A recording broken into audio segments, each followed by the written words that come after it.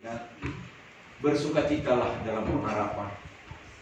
Jangan pernah mundur, jangan pernah patah semangat, apalagi patah harapan dalam Tuhan. Karena bagaimana juga saudara pun juga, ya, Tuhan adalah jawaban atas segala persoalan hidup kita. Tidak ada jalan yang mulus. Tuhan juga tidak pernah berjanji bahwa langit itu selalu biru dan jalan itu selalu rata. Ya. Namun Tuhan berikan kepada kita satu kesempatan indah pada waktunya dan kekuatan dalam menjalani hidup ini. Amin. Amin, saudaraku. Amin. Haleluya. Ada sukacita. Amin. Mari kita baca firman Tuhan dalam Roma 12 ayat 12.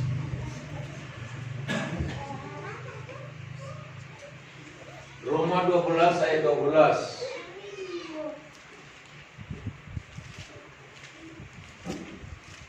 Saya membacakannya kepada kita, mari kita dengarkan dan mari kita simak bersama-sama. Bersukacitalah dalam pengharapan, sabarlah dalam kesesatan, dan bertekunlah dalam doa. Ya. Jadi bersukacita dalam pengharapan. Kalau kita berbicara mengenai bersukacita dalam pengharapan itu, saudara, ini sudah satu paket. Berarti harus ada kesabaran dan harus ada ketekunan.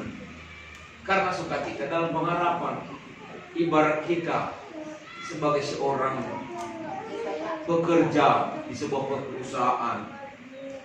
Karena kita bekerja itu, saudaraku, ada yang memberikan, perusahaan yang memberikan gaji bulanan, ya, mingguan. Nah, paling cepat mingguan, umumnya rata-rata bulanan. Namun demikian, saudaraku yang kasih, tetap kita bekerja. Karena apa? Pengharapan kita nanti akhir bulan kita dapat gajian. Betul ya Bapak Ibu? Betul atau betul? Kita tidak bosan-bosan, kita tidak jemu-jemu, kita cepat bangun. Ya, kita udah bersiap-siap karena katanya setengah 8 udah apel. Apel ya di lapangannya, absen. Itu jam 8 tok masuk kerja, jam 12 istirahat, jam berapa lagi? Itu tergantung perusahaan masing-masing. Yang jelas, saudara, tiap bulannya, akhir bulannya dapat gaji. Mungkin ada yang menerima gaji tanggal 1, tanggal 2, bisa juga tanggal 15. Tergantung perusahaannya. Yang jelas adalah bahwa kita harus bekerja karena ada pengharapan kita. Harapan kita apa? Nanti kita akan menerima gaji. Tidak ada yang tidak bersukacita. Bersukacita terus bekerja. Bersukacitalah dalam pengharapan. Begitu juga orang yang petani. Nah, ini kita disingkat rata-rata ya, petani, saudaraku.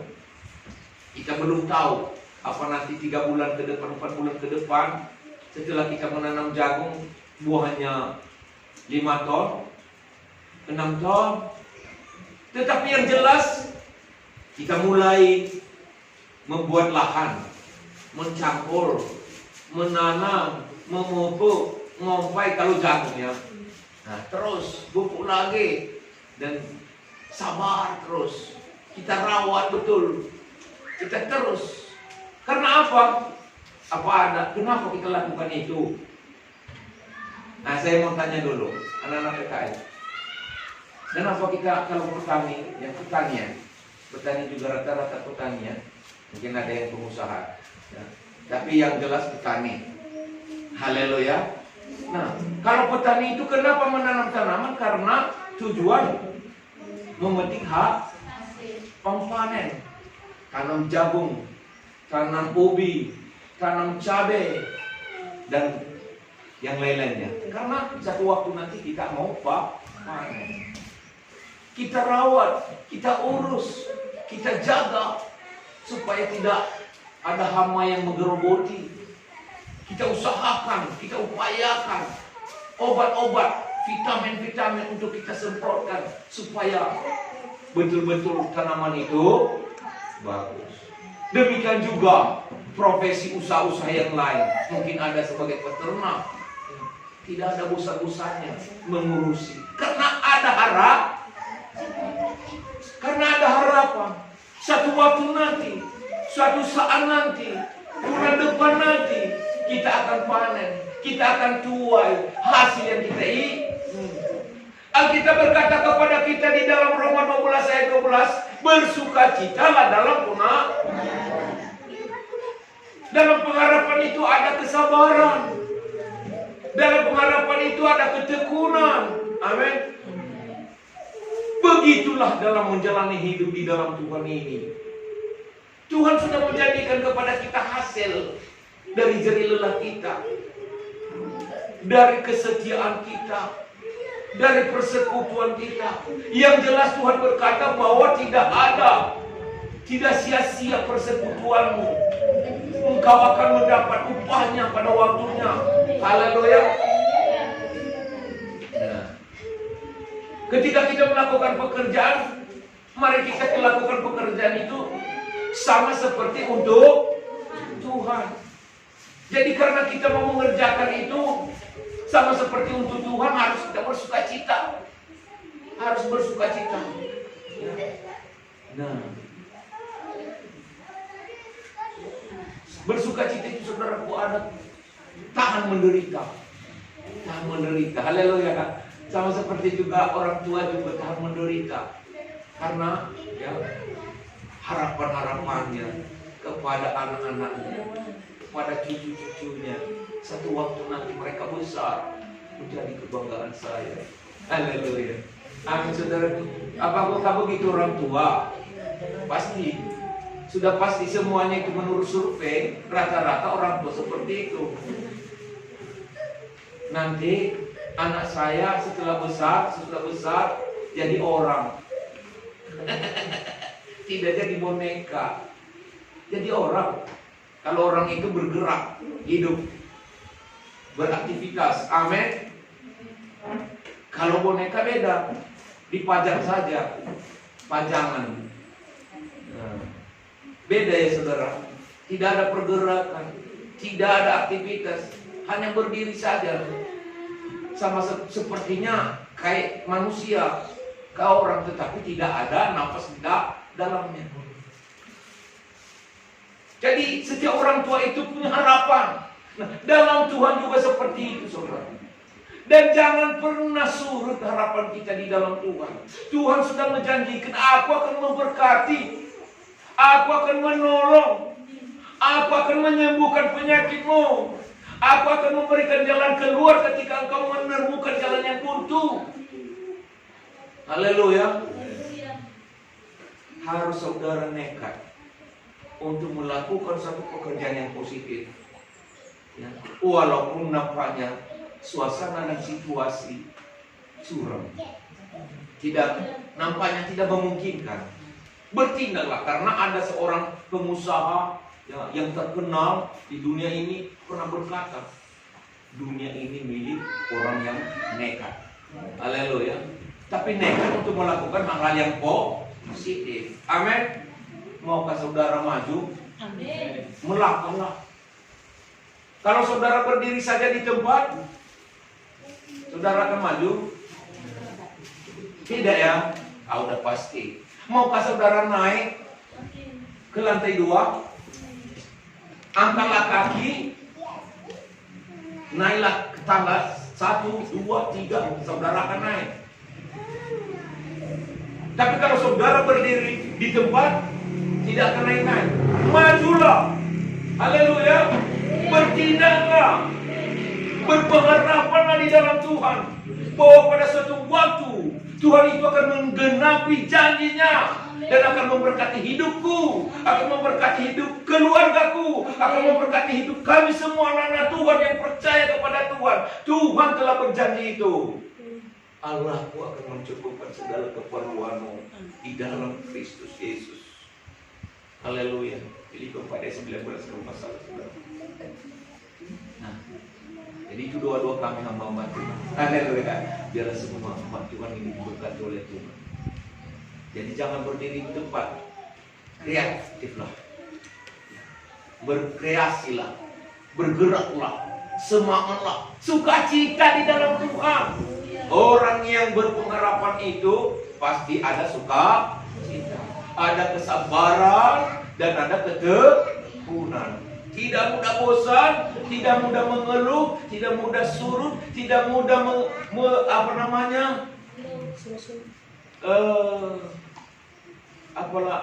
tidak, sepertinya tidak ada harapan. Putus asa. Kulakukan pun ini, dan ada nanti hasilnya. Jangan.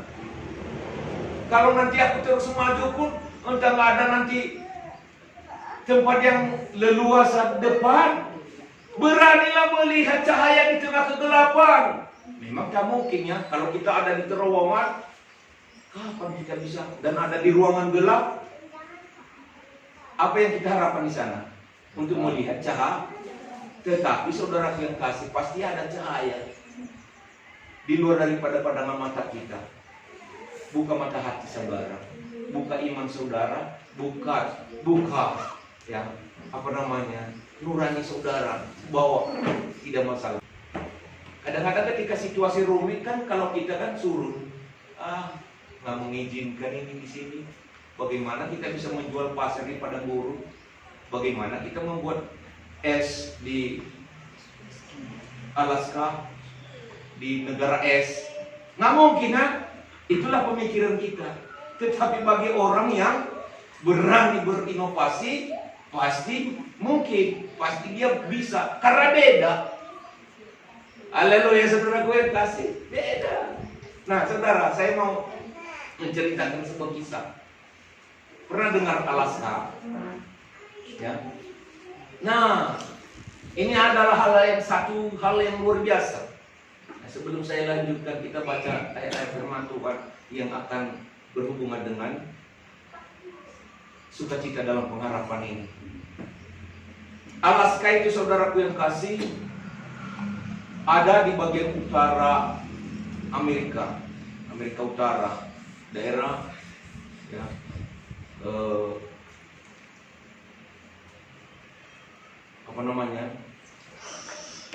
perbatasan antara Rusia. Dulu Alaska itu milik orang Rusia sebenarnya. Tetapi karena mereka melihat apalah gunanya ini, sepanjang mata memandang kabut, embun. Karena yang ada di situ kan sepanjang mata dingin karena es, salju. Haleluya. Pernah dengar saudara-saudaraku? Lalu suatu waktu saudaraku yang kasih timbullah niatnya untuk menjual Alaska itu. Dan singkat cerita saya ceritakan, dijualnya kepada Amerika. Nah, 7,2 juta US dollar.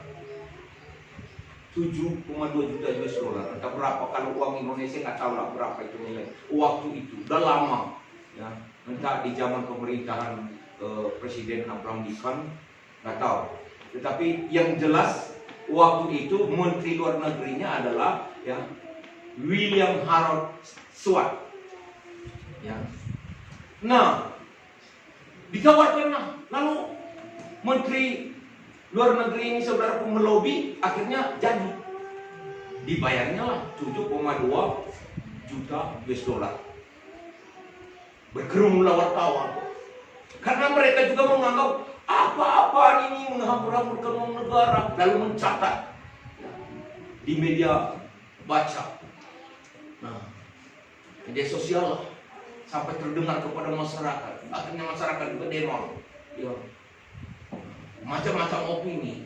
Ini pemerintah kita tidak becus menghambur-hamburkan uang negara. Untuk apa itu dibeli? Tidak ada gunanya, tidak ada artinya.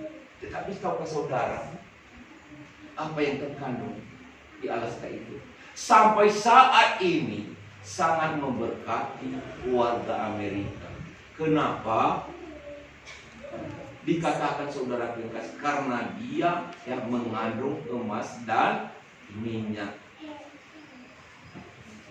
Ada di situ emas dan minyak, dan sangat membantu warga Amerika. dan sumber kemajuan ekonomi. Yang Amerika adalah salah satunya dari daerah yang dibelinya kepada Rusia itu. Haleluya. Dulu tidak ada orang yang suka.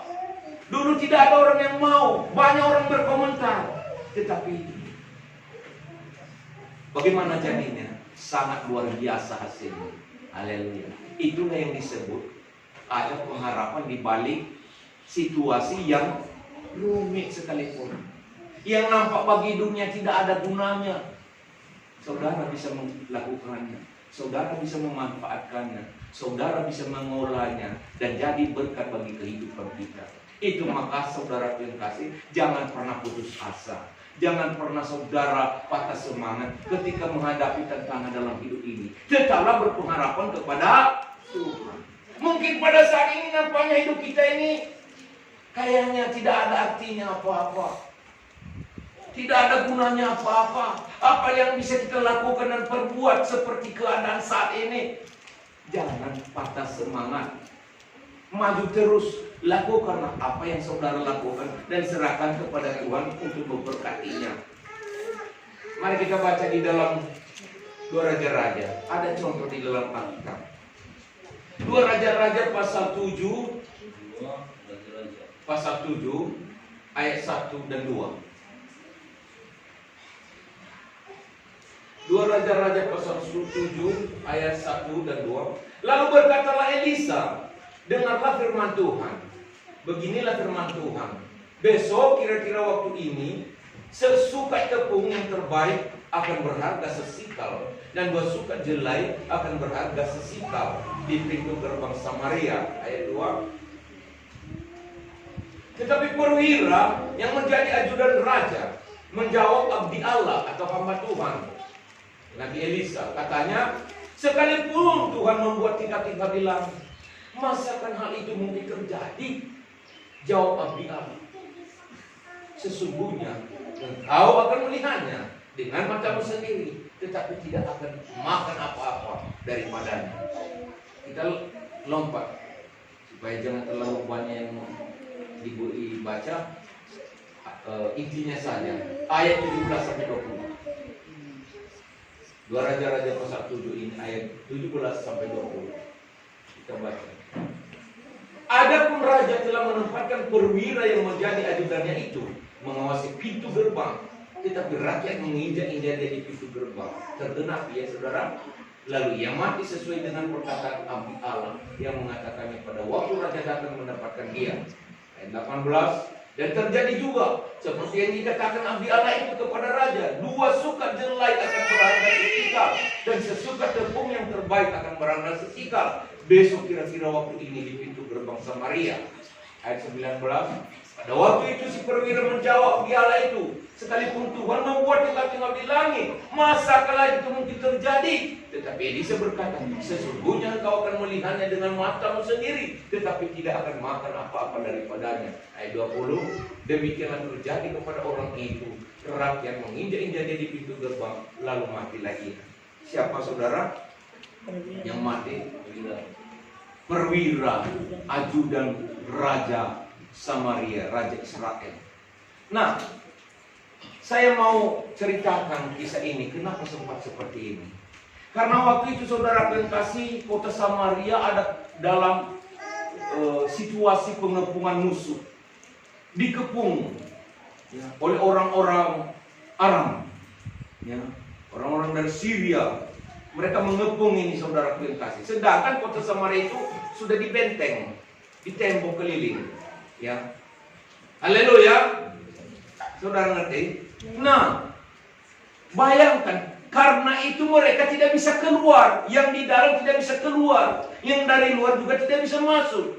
Kenapa? Karena sedang situasi besi. Terjadilah kelaparan. Bahkan kalau kita baca sebelumnya pasal 6, di situ saudaraku ada orang tua yang mengonsumsi anaknya. Dan timbullah pertengkaran. Ada seorang ibu berkata kepada satu ibu yang lain, ibu, anakmu laki-laki dulu kita sok. Anakmu dulu, nanti sesudah itu anakku lagi. Nah, karena nggak ada makanan, lapar. Saking getirnya lah kesulitan waktu itu. Jadi saudaraku yang kasih, akhirnya mereka lah memakan anak yang satu ini. Sesudah mereka makan, giliran yang satu lagi.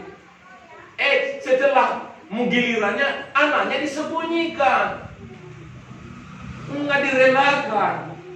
Aduh, ya maklumlah kita kan, anakku udah jadi korban, masa anaknya nggak dikasih untuk dimakan, untuk disop, untuk disate. Ya. Haleluya. Sedih ya. Nah, saudara yang kasih, karena persoalan itu, ibu ini tadi mengadulah kepada raja. Tolonglah kami raja, inilah situasi kami, penderitaan yang kualami seperti apa yang harus kulakukan untukmu. Raja sendiri pun dia sembunyi di atas ya soto rumahnya, di atas lantai 2 rumahnya, yang memandang rakyat ke bawah. Apa yang harus kulakukan sama kalian? Aku pun terjadi seperti ini karena dia takut, sedang mau diserang. Nah, dia katakan, apa rupanya persoalanmu? Nah, itu di pasal 6 itu nanti boleh saudara baca. Apa rupanya persoalan? Begini diceritakannya lah masalah itu tadi. Mendengar itu sedihlah di raja. Aduh, sedih hatinya ini. Dia patah semangat, putus harap, dan disalahkannya Tuhan. Dia dikatakan, aduh, untuk apa lagi aku berharap kepada Tuhan? Ayat terakhir dari pasal 6 itu. Apa gunanya? Kalau seperti ini nggak ada harapan dalam Tuhan, nggak ada pertolongan dari Tuhan, nggak ada perlindungan dari Tuhan, nggak ada jalan keluar karena masalah hidup ini. Dikoyakkannya, ya pakaian kebesarannya sebagai raja. Ya. Lalu dia saudara kasih, ya, mengeluh, frustasi, putus asa. Dan Nabi Abdi Allah itu yang namanya Elisa memberikan kepadanya, besok ada sembako murah. Haleluya. Besok ada sembako murah di pintu gerbang. Di pintu gerbang depan Samaria. Di situ nanti yang 2 sikal harganya menjadi 1 sikal. Yang 10.000 lah istilahnya saudara, kalau dirupiahkan, tinggal 1.000 lagi. Itu tepung hanya sekian harganya, udah murah, udah turun. Berkatalah ajudan raja itu, apa katanya kan? Wah, kau ini sekalipun Tuhan membuka gudang sembako hilang. Mungkinkah terjadi hal itu? Mungkinkah? Coba kita baca ulang. Apa katanya saudara kasih? Tetapi perwira yang menjadi ajudan raja menjawab, dia katanya, sekalipun Tuhan membuat kita tinggal di langit, masa hal itu mungkin terjadi? Jawab dia, sesungguhnya engkau akan melihatnya dengan matamu sendiri, tetapi tidak akan makan apa-apa daripadanya. Karena dia tidak punya harapan bahwa janji Tuhan itu tergenapi. Sekalipun Tuhan membuat tingkap-tingkap langit, membuat bertepe-tepe, bertumpu-tumpu, ya, berkat, mungkinkah itu sampai sama kita? Mungkinkah itu bisa menjadi milik kita? Abdi Allah itu, kau akan melihat dengan matamu sendiri, tetapi engkau tidak dapat menikmati. Besok, karena memang ajudan ini ditempatkan raja juga, ya kebetulan sebagai piket di gerbang kota, di gerbang Samaria. Nah, sebagai piket, penjaga. Dan tibalah besoknya saudaraku terjadi seperti itu. Entah bagaimana caranya, tiba-tiba ada sembako yang menjual. Ada kebutuhan-kebutuhan yang luar biasa untuk kecukupan bagi orang-orang yang ada di dalam itu. Tetapi saudaraku yang kasih, karena berebutan itu, si ajudan ini juga hanya melihatnya tetapi tidak dapat menikmatinya karena dia sempat terinjak-injak banyak dia tidak percaya karena harapannya tidak pupus. Dia tidak mengklaim janji Tuhan itu, firman Tuhan, apa yang dikatakan hamba Tuhan itu. Dia tidak percaya. Nah, saudara yang kasih, Tuhan itu luar biasa ya. Tuhan kita luar biasa. Bukan hanya sekedar kita katakan dia adalah maha besar, tetapi memang dia benar-benar maha besar. Ya. Semakin banyak jumlah manusia, kalau dia bukan maha besar, maka manusia itu pasti sudah mulai kekurangan kebutuhan. Kenapa? Karena manusia semakin banyak jumlahnya. Bayangkan saja, ikan teri, ikan tongkol dari laut, haleluya, semakin kurang kalau semakin banyak manusia yang memerlukannya. Tetapi toh tidak pernah kurang, selalu ada.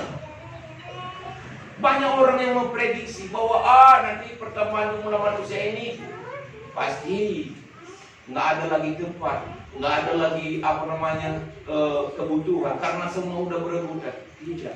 Kalau Tuhan yang sudah merancang semuanya itu, pasti juga Tuhan yang sudah menentukan bagaimana caranya, bagaimana solusinya, bagaimana jalan keluarnya untuk membuat manusia itu berkecukupan dan tidak kekurangan. Maka Tuhan bilang kepada murid-muridnya, lihatlah burung di udara. Kalau burung di udara Tuhan pelihara, apalagi kamu yang adalah biji matanya, pasti Tuhan pelihara. Hanya kenapa kita kadang-kadang tidak panen, tidak menuai hasil, karena belum waktunya. Kita sudah umur, sudah patah semangat. Sepertinya kita mengeluh, untuk apalah mengikut Tuhan, saya pun sibuk. Kadang-kadang kita mengandalkan kemampuan kita, padahal kemampuan kita itu terbatas. Haleluya. Kita nyanyikan dulu sebuah lagu ini ya. Jangan kamu khawatir, jangan kamu khawatir, apa yang kau makan lupakan. Jangan kamu khawatir, burung di udara dia pelihara. Jangan kamu khawatir, apa yang kau makan minum pakai. Jangan kamu khawatir, Bapa di surga yang pelihara. Amin, saudara. Manusia kan hanya khawatir tentang itu aja terus, tentang itu aja terus. Payung, khawatir kaki. Makanan itu aja dulu. Makanan yang pertama, minuman. Iya, saudara yang kasih. Tetapi Tuhan itu saudara yang kasih. Ada-ada saja. Ada-ada saja caranya bekerja, berkarya untuk hidup kita. Ada-ada saja. Jangan pernah putus asa. Jangan patah semangat mengikut Tuhan. Jangan apalagi tidak percaya kepada Tuhan seperti ajudan ini tadi. Jangan pernah berkata, untuk apa aku berharap kepada Tuhan.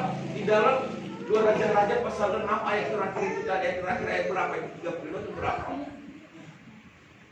Coba kalau bisa dia 33 ya, apa katanya?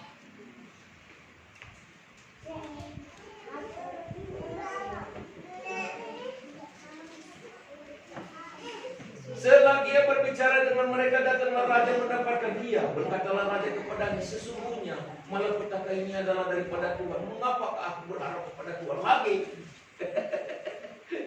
Markailah aku ikut Tuhan. Ada yang pernah berkata di antara kita seperti itu kepada Tuhan, saudara? Ada? Yang mana? Siapa? Baju warna baju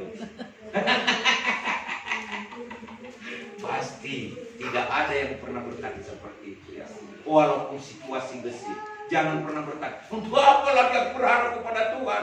Jangan.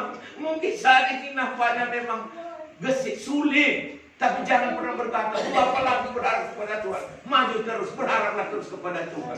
Dan itu yang Tuhan ingin lihat. Apakah anakku ini terus berharap kepada aku? Terus percaya kepada aku? Ya. Dalam keadaan gesit, Ayub itu saudara kasih tidak pernah mengucapkan kata-kata yang salah terhadap Tuhan. Yusuf juga seperti itu, walaupun sedang dalam penjara, dia tidak pernah surut percaya menaruh harap kepada Tuhan. Tetapi dia berdoa. Dan yang Sadrak, Mesak dan Abednego, ketika mereka sedang diancam sekalipun, mereka tetap berkata, Tuhan kamilah Tuhan. Kalau sekalipun dia tidak mau menolong kami dalam hukuman yang Tuhanku ancamkan kepada kami, apa boleh buat? Kami rela aja lah. Namun Tuhanku Raja harus tahu, kami tidak mau menyembah berhala yang Tuhanku Raja buat. Mereka punya prinsip tetap setia kepada Tuhan, tetap beriman kepada Tuhan, tetap berharap kepada Tuhan, tetap mengasihi Tuhan dengan hati yang berkobar-kobar, tetap membela kebenaran Tuhan. Haleluya, haleluya.